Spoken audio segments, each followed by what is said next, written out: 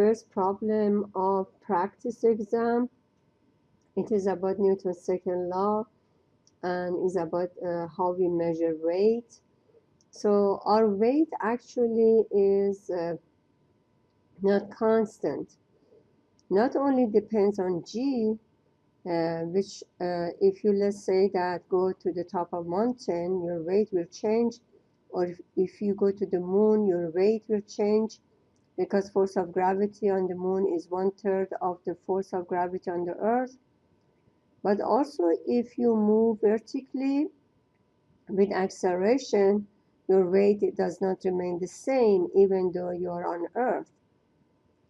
So usually we say force of gravity is weight. So mg mass times g 9.8, then this gives us weight. Now, if you consider normal force, which is also called support force, which is normal means perpendicular, which is always a perpendicular vector to the surface. So a normal force, a support force, exert on a body, on a person who is standing on the floor or sitting in a chair or standing on a scale. The number we read from the scale is the normal force, and that shows us our weight depends on what situation we are. So the weight, as we said, it changes according to acceleration, and so when weight is not the same as what we always experience, is more or less, we call it apparent weight, which could be more or less, and then force of gravity. Now the first question, it says, how much is the weight of a 40 kilograms boy when he rides an elevator? The elevator has not moved yet. Make sure that you will draw your force vectors. Force of gravity, mg, which here is in green, is downward. Normal force is going up. And acceleration here is 0 because the elevator is not moving. So we always start from Newton's second law. F net is ma. The elevator is at rest, so we put a0. So what are forces? We see that there is a normal force and then force of gravity in opposite direction. So I put n minus mg equals 0. It is fine if I write mg minus n is 0. Then n equals mg, because the right side becomes 0, that means n becomes equal to mg.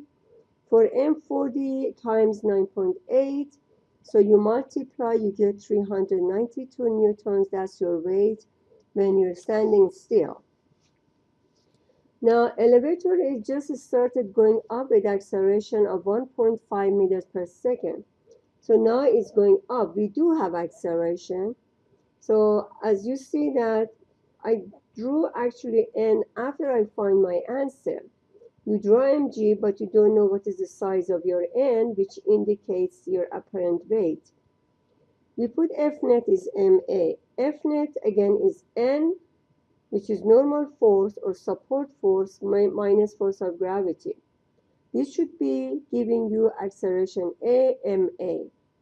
Now from here n, we move mg from left to right, n becomes mg plus ma. And you can factor m and write g plus a. So 40 times 9.8 plus 1.5, you multiply and you get 450 newtons.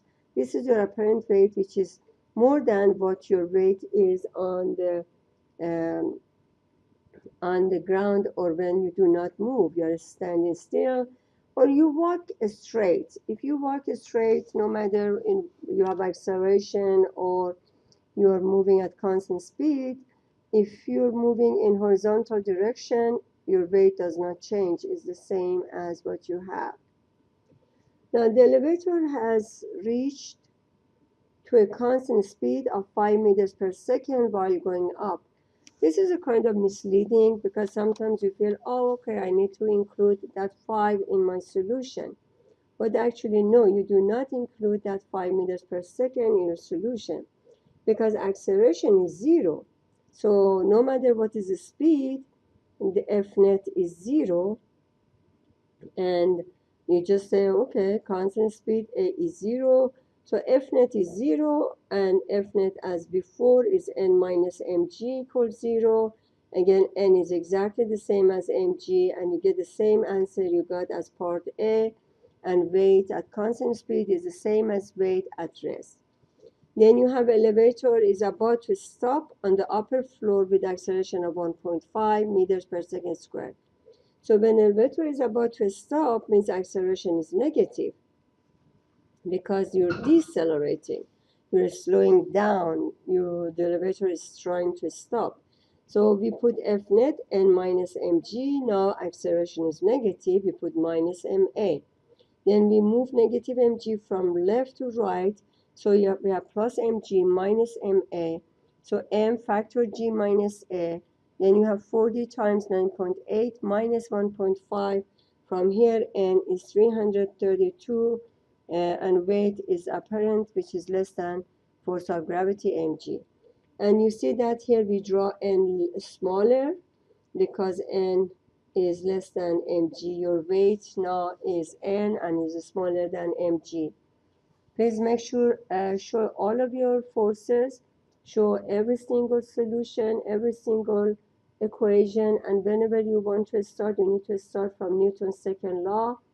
And don't say, okay, I put Newton's second law for part A, but we need to put for all parts. Thank you.